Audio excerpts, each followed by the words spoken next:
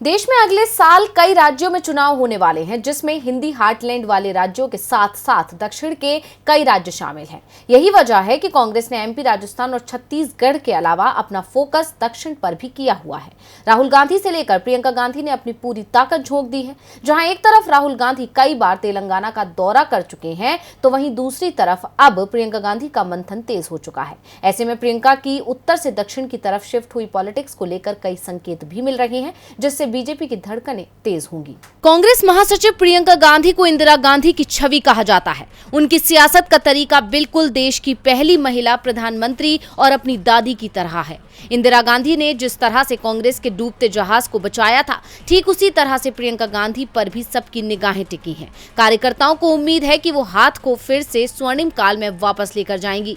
वहीं इन उम्मीदों के बीच अब प्रियंका गांधी ने दक्षिण में मोर्चा संभाल लिया है। खासकर उनका फोकस तेलंगाना पर है, इसीलिए वो लगातार मंथन कर चुनावी रणनीति तैयार कर रही हैं। हाल ही में उन्होंने तेलंगाना के नेताओं से मुलाकात की। इस दौरान 3 सांसद रेवंत बैंकेट और एन उत्तर कुमार रेड्डी के अलावा विधायक दल के नेता भट्टी विक्रमार्का, एमएलसी जीवन रेड्डी, प्रचार और चुनाव कमेटी के चेयरमैन मधु याष्की गौड़ और दामोदर राज नरसिम्हा मौजूद रहे।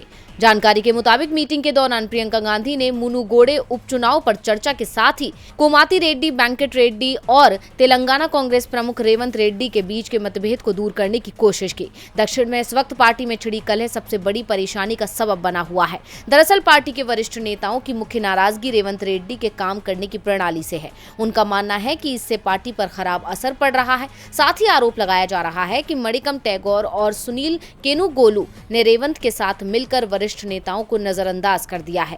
इसी तकरार के बीच अब प्रियंका गांधी कलह को सुलह में तब्दील कर हाथ को मजबूत बनाने की जद्दोजहद में जुटी हैं। उनकी इस कोशिश के कई मायने निकाले जा रहे हैं। कहा जा रहा है कि उत्तर के बाद अब प्रियंका गांधी दक्षिण की राजनीति पर फोकस कर रही हैं। दूसरी ओर चर्चा ये भी है कि प्रियंका गांधी से यूपी कांग्रेस का प्रभार वापस लिया जा सकता है। इस पर पार्टी हाईकमान गंभीरता से विचार कर रहा है। उन्हें दक्षिण की जिम्मेदारी दी जा सकती है, यानी उत्तर प्रदेश विधानसभा चुनाव में कमान संभालने के बाद तेलंगाना चुनाव प्रियंका गांधी का दूसरा बड़ा असाइनमेंट होगा।